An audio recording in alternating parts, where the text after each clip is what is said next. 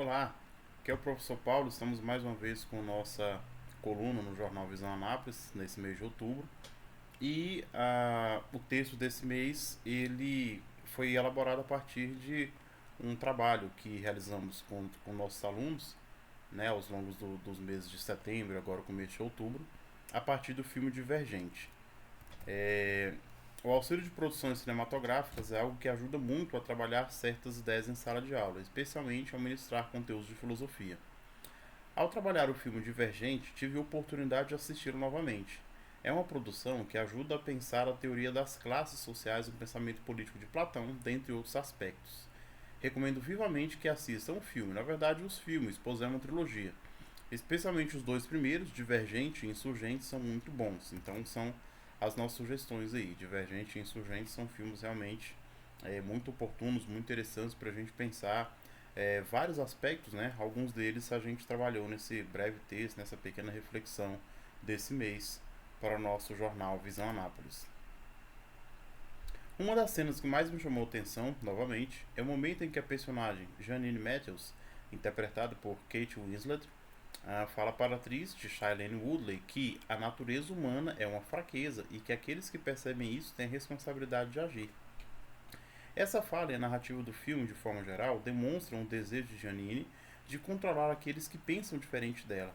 Em nome dessa responsabilidade, ela mente, age de forma criminosa e autoritária, usa tecnologia avançada para controlar os que deveriam proteger a cidade e obrigá-los a matar aqueles que consideram uma ameaça, ainda que se tratem de pessoas inocentes. Então, permitam-me aí fazer um spoiler, né? Mas ele não é um filme tão novo assim. Então, é possível que muitas pessoas já tenham assistido. Mas o filme ele trata uma sociedade pós-apocalíptica, né? Especificamente na cidade de Chicago, que é dividida experimentalmente em 5 facções. E a facção da audácia, ela teria a função de proteger a cidade, né? São a polícia da cidade. E através de um procedimento químico, né? Através de uma droga, de fato, a Janine, que é a líder da facção da erudição, eles conseguem controlar, né, a mente dos integrantes da audácia. E eles usam esse controle mental através de drogas, né, através de uma poção que eles criam, para fazer com que o pessoal da audácia acredite que está em uma simulação e nessa simulação eles recebem a ordem de matar o pessoal da abnegação, só que não era uma simulação, né? A abnegação é a classe dos altruístas e, por serem altruístas, é a classe que no filme é responsável pelo governo. E erudição, acredito que por ser a classe dos que sabem, dos que estudam, né, dos que são aplicados ali ao conhecimento científico, acredito que eles é que deveriam governar e dizem que a abnegação é uma classe de pessoas corruptas, né. E aí, em nome dessa sede de poder, a Janine e todo o pessoal dela acaba, de fato, cometendo crimes, né, que é o que nós vamos ler aqui no próximo parágrafo. Observe-se que Janine parte de um erro filosófico ao considerar que a natureza humana é fraca.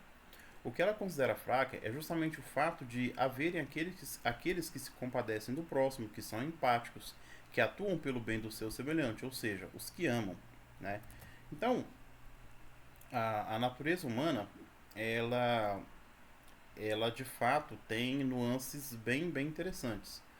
Ah, claro que existe essa nossa inclinação à empatia, né, ao amor pelo próximo, mas é claro que existe também o aspecto negativo, né? Existe aquele aspecto instintivo. Só que, em vez de querer eliminar essa suposta fraqueza, o correto é educar. O correto é ensinar que cada pessoa é responsável por si própria e ela tem que assumir essa responsabilidade de desenvolver a sua humanidade, né? Desenvolver esse aspecto racional, esse aspecto de ordem, né? Em detrimento a um aspecto mais animalesco, mais instintivo do ser humano. Né? Hoje, o que mais se vê por aí são justamente pessoas vivendo de um modo animalesco, né? Pessoas que são conduzidas pelos seus desejos, alguns dos desejos mais vis, pessoas que não pensam minimamente, né, que apenas reagem. Ou seja, falta justamente um pouco mais de racionalidade. Mas isso não significa eliminar a natureza humana. Pelo contrário, significa, através da educação, dar condições para a nossa natureza humana, a nossa pessoa, ela realmente atingir todas as suas potencialidades, né? Atingir os níveis mais elevados da nossa potencialidade, né? E obviamente isso é uma questão de responsabilidade, mas jamais é uma questão de um controle social, né? Jamais seria um pretexto para exercer um tipo de controle sobre a sociedade. Então, continuando o nosso texto. Janine quer eliminar os que pensam fora de esquemas ideológicos previamente pensados e impostos por um grupo, que impõe um ideal a toda uma sociedade, pressupondo que isso é melhor para todos.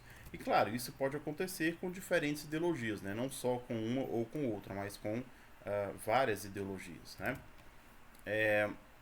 Não há espaço para a liberdade, para as iniciativas particulares, para a autorresponsabilidade, enfim, não há possibilidade de divergência. O filme é uma ótima oportunidade para pensar que um erro sobre quem realmente é o ser humano pode levar governantes a elaborar e impor esquemas ideológicos em nome de uma paz e de uma estabilidade que só existe na imaginação dos ideólogos. Né? Então, de fato, é isso que acontece. Existem certos esquemas ideológicos que eles só funcionam bem realmente na cabeça dos ideólogos. Né? Quando vai para a prática efetiva, para o dia a dia, para a vida cruenta como essas práticas muitas vezes não se apresentam como efetivas, né, para realmente promover algum bem aí para o ser humano, para as comunidades políticas, né, para a sociedade em geral. Divergente leva ainda a pensar sobre coletivismos, sobre grupos que julgam saber o que é melhor para todos e impõem, despoticamente, sua ideologia para toda uma coletividade. Quando grupos assim chegam ao poder, as consequências são desastrosas e os regimes totalitários do século XX demonstraram isso. Né? Então não são meras ideias utópicas. Né? De fato, houveram governos como esse, né? Governos que tentaram se impor sobre os outros de uma maneira violenta, achando que sabiam todos os caminhos para fazer uma sociedade perfeita, tentaram construir essa sociedade que só existia na cabeça deles, e os resultados foram desastrosos, como bem sabemos. Paralelamente, o filme Divergente é ainda uma oportunidade para refletirmos sobre como sempre esperamos que as pessoas reajam às mais diversas situações dentro de um padrão. Né?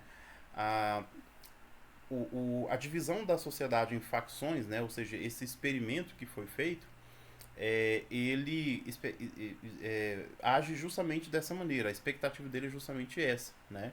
Que a pessoa, por ser altruísta, ela vai se encaixar na classe, na facção da amizade, ou melhor dizendo, da abnegação, né? E eles vão agir sempre dentro de um padrão de comportamento esperado ali pela abnegação. Os altruístas, né, vão, melhor dizendo, os bondosos vão agir sempre ali de acordo com o que se espera dele na facção da amizade. Os que dizem a verdade, eles vão sempre agir dentro de um padrão do que se espera na facção da franqueza, e assim por diante. Então, é uma sociedade definida de acordo com certos padrões. E no filme é muito interessante que até as roupas, né, que as facções usam são muito parecidas, são muito semelhantes. Né? E o que é interessante é que no filme 2 Insurgente, a mensagem que os fundadores deixam, né, o pessoal que organizou esse esquema de facções, ele diz que os divergentes são justamente a razão do experimento, né, que espera que hajam aqueles que não se encaixam dentro de um padrão e que transcendam, né, todos eles, e que acaba transcendendo esses esquemas, né, segundo os quais as pessoas têm que se comportar sempre dentro de um padrão que é esperado deles. Né, e é uma fala emblemática, inclusive, do segundo filme. Né, os divergentes não são o problema, os divergentes são a solução. Isso, inclusive, é muito interessante em uma perspectiva, né, em que fala-se muito de criar cidadãos críticos, né, e cidadãos conscientes, mas essa criticidade e essa consciência, ela só é reconhecida se for dentro de um esquema previamente arranjado, né? Se algumas pessoas usam da sua criticidade para criticar uma ideia que é hegemônica, eles são considerados muitas vezes como reacionários, né? Como pessoas que estão apenas reproduzindo ideias, ou seja, criticidade ela vai representar, vai significar somente fazer críticas dentro de um padrão que é esperado, então isso não é criticidade, né? Isso é também, né, de alguma maneira, reprodução de ideias, tá? Então a criticidade ela supõe que inclusive a ideia que eu acredito ser verdadeira seja passível de críticas, né? Inclusive, algo nessa linha é o que o Karl Popper propõe, né, com a teoria da falsabilidade, para que uma tese seja considerada verdadeira. Né? Ou seja, todas as possibilidades de torná-la falsa, de desmenti-la, de desmistificá-la, são superadas e aí a tese pode ser considerada verídica. Né? Então, a criticidade ela supõe também um determinado paradigma de pensamento ser submetido à crítica, né? Então, paralelamente, o filme Divergente é uma oportunidade para refletirmos como sempre esperamos que as pessoas reajam às mais diversas situações dentro de um padrão. E não raro, esse padrão é a forma como nós mesmos reagimos ou acreditamos que reagiríamos a determinada situação, como se não houvesse margem mínima para equívocos, que podem ser oportunidades de crescimento e amadurecimento, ou para iniciativas livres e soluções inovadoras. De modo geral, é provável que o medo da divergência não seja exclusividade de ideólogos ou de sedentos pelo poder, mas esteja mais próximo de nós do que gostaríamos ou estamos dispostos a admitir. Bem, então são essas as reflexões com as quais gostaríamos de contribuir. Já peço a vocês que divulguem, né, esse nosso vídeo, que curtem, possam curtir aí o nosso vídeo, possam se inscrever e levar adiante essas discussões. Muito obrigado e até a próxima.